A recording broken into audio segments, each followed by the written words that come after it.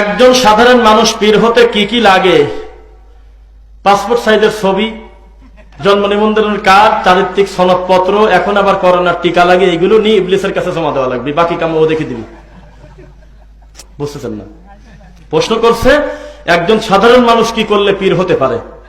তার নিজের ওজন যতটুকুন ততটুকুন পুরাটা একটা ছবি তুলে, জন্ম নিবন্ধনের কার্ড দিয়ে, পরিষদ থেকে চারিত্রিক সনদপত্র তুলে, ভোটার আইডি কার্ড দিয়ে, পাসপোর্ট দিয়ে, বাইরে শয়তানি করতে গেলে আবার পাসপোর্ট লাগবে, ভিসা টিসা সকল কিছু রেডি করে, সমস্ত কিছু ওকে করে, এখন আবার করোনার টিকা ছাড়া ঢুকতে দেবে না। তাও আবার যদি সিনোফার্ম নেন তো 2টা নিলে শুধু হবে না, আবার বুস্টার নিতে হবে, নিয়ে তারপরে ইবলিসের কাছে জমা দিয়ে দেন, বাকি কাম ও দেখে দিবি। আরেকটা প্রশ্ন, মুরিদ হতে কি কি লাগে? একই সাথে লাগছে। মুরিদ হতে লাগে হলো শনিবারকে বলতে হবে মঙ্গলবার, রবিবারকে বলতে হবে বৃহস্পতিবার, মানে যা আছে কোরআন হাদিসে তা মানতে হবে না, বলতে হবে ঠাকুরদা বলে তাই, তাহলে আপনি মুরিদ হয়ে গেছেন।